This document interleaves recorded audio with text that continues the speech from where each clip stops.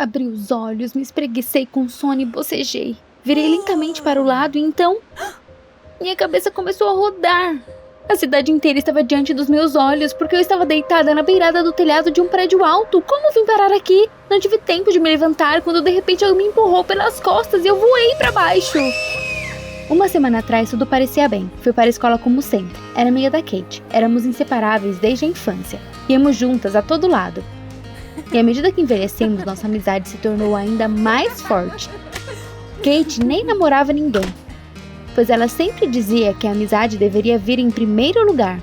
E também tínhamos uma inimiga em comum, Rick. Essa fedorenta tentou ser nossa amiga no ensino fundamental, mas uma vez ela dedurou a gente por faltar às aulas. E desde então, Kate e eu não suportávamos ela. Dedo duro. Desde então, estávamos brigando. Então, Rick e eu gostamos do mesmo cara. Gale estudava em uma outra classe e era perfeito em tudo. Lindo, inteligente, charmoso. E não é de se admirar que a sorrateira da Rick estivesse de olho nele. Desde então, ela e eu estávamos lutando pela atenção do Gale. E a Kate me ajudou. Ela me ajudava a escolher as roupas, ela me maquiava. Eu não teria conseguido sem a Kate. E finalmente Gale estava de olho em mim. Ele me deu presentes, prestou atenção e até me convidou para um encontro. Estava nas nuvens de felicidade, o que não se pode dizer da Rick, mas eu não me importava com ela. O Gale e eu começamos a nos ver todos os dias. Mas logo a Kate começou a se comportar de maneira estranha. Ela estava constantemente andando por aí parecendo irritada e pensativa. Mas eu ainda não tive tempo de falar com ela sobre isso. Eu estava distraída com o Gale. E na hora do almoço, ele disse que amanhã daria uma festa bacana em sua casa. Fiquei encantada. Na festa, a Kate voltou ao normal. Nós nos divertimos juntas, dançamos, rimos da Rick. Ela apareceu com um vestido horrível. Mas então, Gale me chamou e eu passei o resto do tempo da festa com ele. Eu notei os olhares de inveja de outras garotas, especialmente da Rick. Inveja, inveja, Gale ainda é meu. Logo fiquei com muito calor e saí para beber água, mas só tomei alguns goles e comecei a ficar com sono. Deitei no sofá e nem percebi como desmaiei instantaneamente. Quando abri os olhos, um cheiro terrível de álcool atingiu meu nariz. Estava escuro ao redor. Espere, essa não era a casa do Gale. Eu imediatamente pulei olhando ao redor. Eu estava dormindo em um banco de parque. Havia um silêncio terrível ao redor e também um morador de rua deitado ao meu lado. Um arrepio percorreu minha espinha. Fugi e liguei para Kate para saber o que aconteceu ontem, mas por azar ela não atendeu o telefone. Eu queria ligar para o Gale, mas então o telefone desligou e a bateria acabou. Eu me senti terrivelmente assustada. De alguma forma cheguei em casa. Era bom que nossa cidade era pequena e eu rapidamente me localizei na região. Meus pais me mandaram para a escola quase imediatamente. Eu me senti terrivelmente cansada. Mas assim que entrei na sala de aula, imediatamente perguntei a Kate o que aconteceu ontem. Mas ela encolheu os ombros. Ela não sabe de nada porque foi embora antes de mim. No recreio, no refeitório, contei a Kate o que tinha acontecido e de repente ela se deu conta. Ela disse que a Rick havia armado para mim. Eu olhei de volta para a Rick. Claro, não me admira que ela olhou para como eu e o Gale estávamos.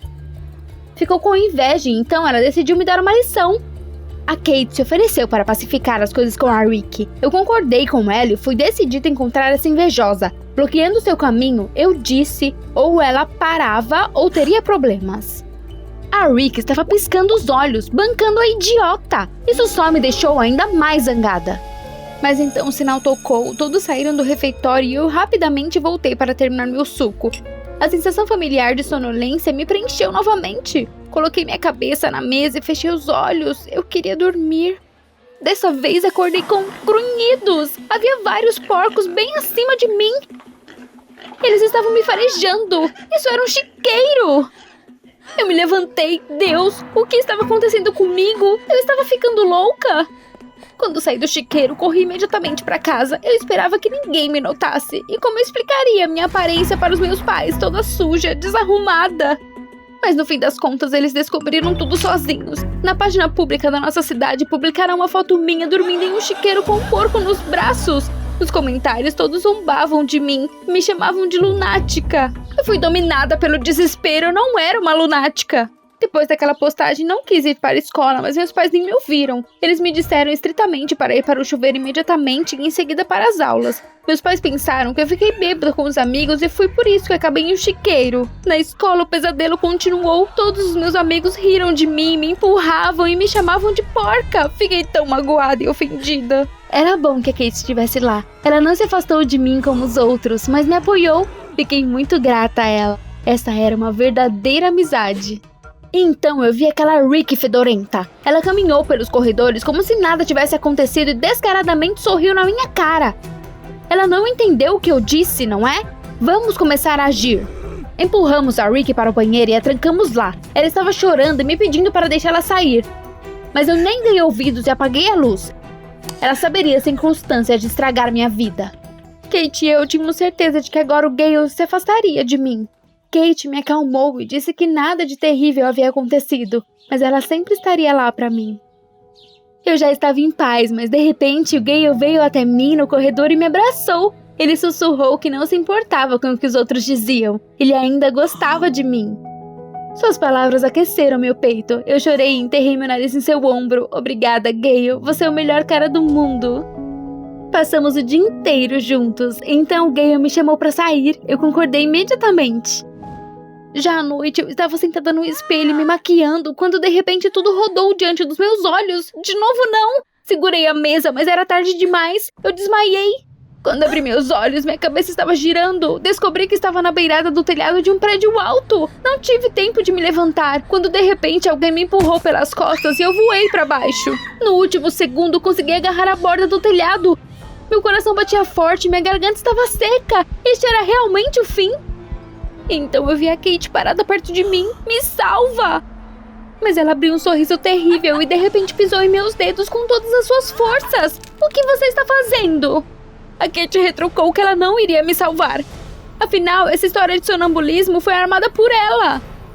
Kate não pôde ver nossa amizade desmoronar por causa do Gale e decidiu me envergonhar aos olhos do cara para que tudo fosse como antes, mas não deu certo. Eu estava em choque e não conseguia acreditar no que eu via. A Kate disse com firmeza que se ela não estivesse comigo, ninguém mais estaria.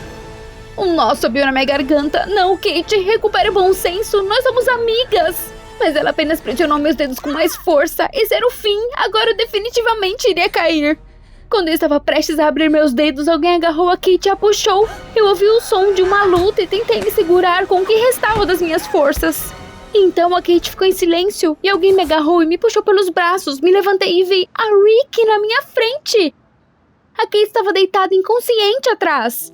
Acontece que a Ricky saiu do banheiro e foi até minha casa para resolver as coisas. Mas ela viu a Kate me arrastando para algum lugar. Foi assim que a Ricky a seguiu.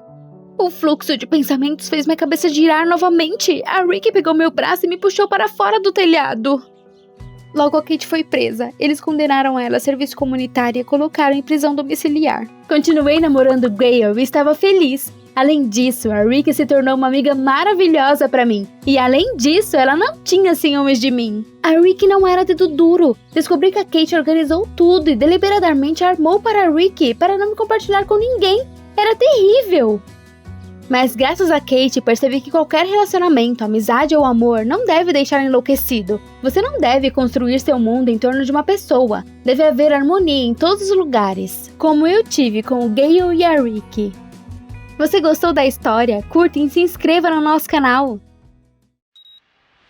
Oi galera, você tá no canal da Mary Nice. A edição de hoje tá babado. Vamos gravar na minha mansão enquanto meus pais estão viajando. Eu aceitei a tag de um blogueiro famoso e participarei desse desafio super imprudente. E é óbvio que eu vou ganhar. Esse é meu fã, Cris.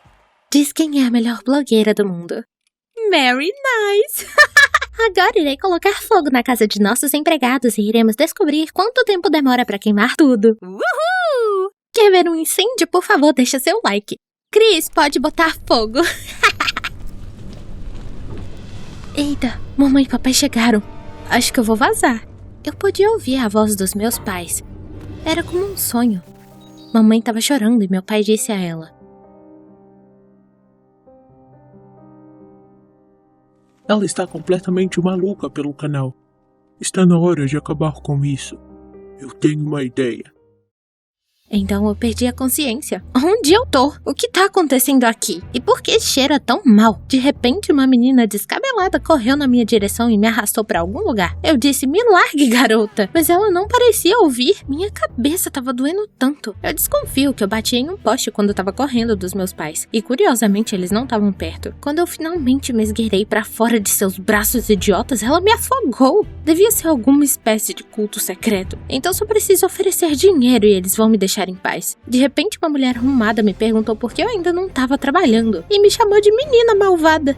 Ela era provavelmente a fundadora desse culto, mas eu não queria ficar lá por mais nenhum minuto. Eu saí correndo pelas pessoas, empurrando todos e chamando todo mundo de louco. Mas aí 2 caras grandes me pegaram. Esses 2 paspalhos me arrastaram pra algum lugar. Eles nem estavam com medo da minha ameaça de ligar pra polícia. De repente, eu vi um cara na floresta com feridas sangrentas por todas suas costas, com marcas de chicote. Até mesmo um carvalho preto, uma corda suspeita e um barril apareceu à frente, então eu me dei conta. Essa era a forca. Mas eles não iriam me enforcar, iriam? Eu até fiz uma piada.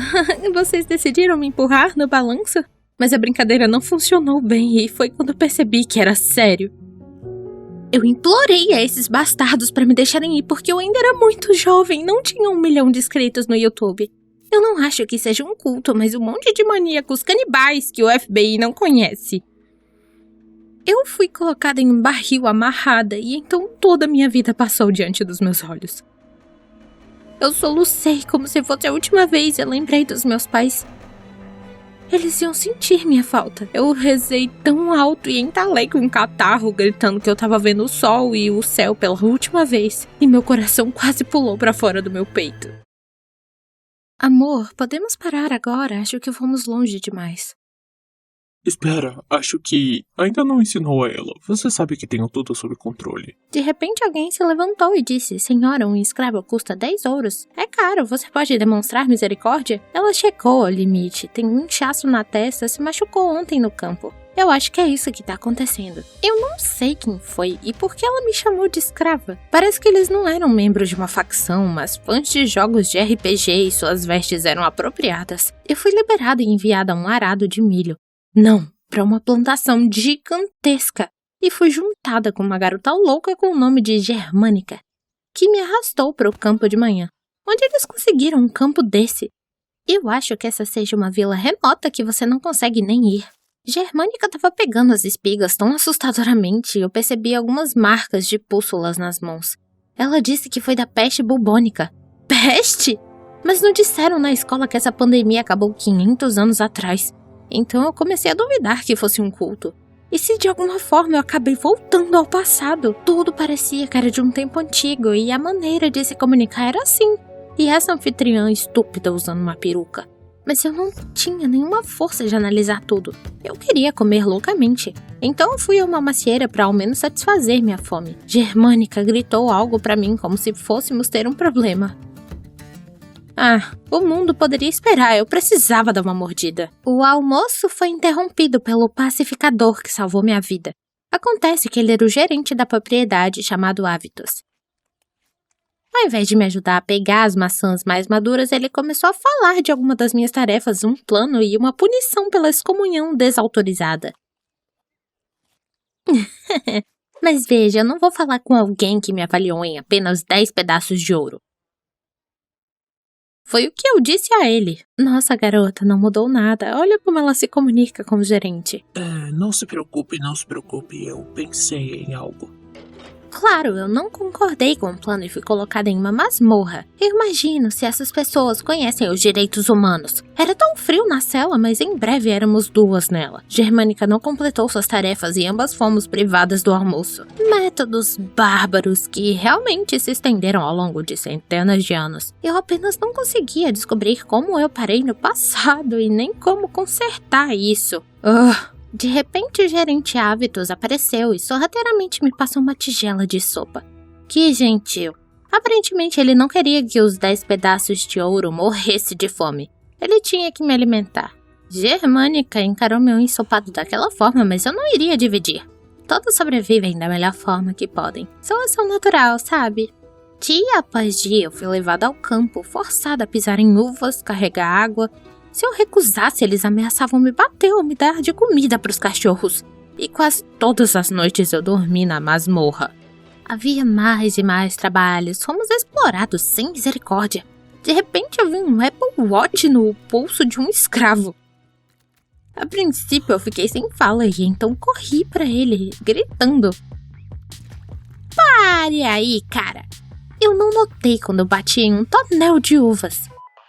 Você tá de sacanagem, porque a merda um ator tá usando um Apple Watch. Rápido, pare ela. De outra forma, você pode esquecer o dinheiro desse show.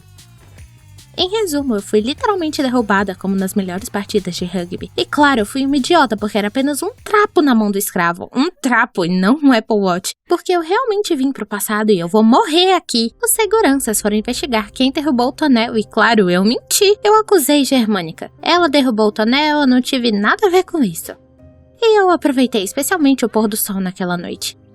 Mas então Avitus veio até mim e me arrastou até o celeiro para conversar.